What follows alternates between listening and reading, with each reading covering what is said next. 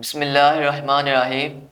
حضرت ابو ہریرہ رضی اللہ عنہ کے اہل بیت سے محبت یہ تھی کہ حضرت ابو ہریرہ رضی اللہ عنہ فرماتے ہیں کہ میں جب بھی حضرت امام حسن رضی اللہ عنہ کو دیکھتا ہوں تو فرط محبت میری آنکھوں سے آنسو جاری ہو جاتے ہیں۔ اور حضرت محمد بن یعقوب علیہ الرحمہ فرماتے ہیں حضرت امیر معاویہ رضی اللہ عنہ کی جب بھی امام حسن یا امام حسین کے ساتھ ملاقات ہوتی تو آپ استقبال کرتے ہوئے کہتے مرحباً و اہلاً بابنی رسول اللہ، کہ خوش آمدید اے شہزادہ مصطفیٰ صلی اللہ علیہ وآلہ وسلم۔ اور جب بھی امام حسن رضی اللہ عنہ حضرت امیر معاویہ رضی اللہ عنہ کے پاس آتے تو حضرت امیر معاویہ رضی اللہ عنہ خود اپنی جگہ سے اٹھ جاتے اور حضرت امام حسن کو اپنی جگہ پر بٹھاتے اور خود ان کے سامنے ہاتھ باندھ کر کھڑے ہو جاتے۔ تو کسی نے پوچھا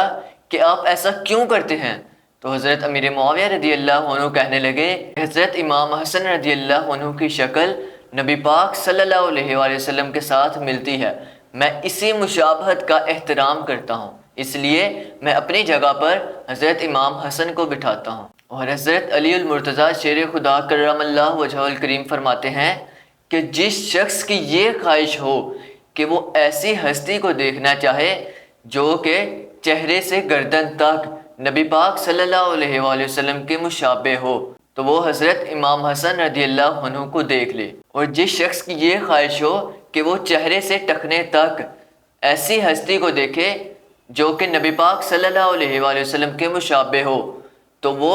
حضرت امام حسین بن علی رضی اللہ عنہما کو دیکھ لے۔ حضرت امام حسین رضی اللہ عنہ کی ایک خصوصیت بیان کرتے ہوئے حضرت علامہ جامی علیہ الرحمہ فرماتے ہیں کہ حضرت امام حسین رضی اللہ عنہ کی ایک شان یہ بھی تھی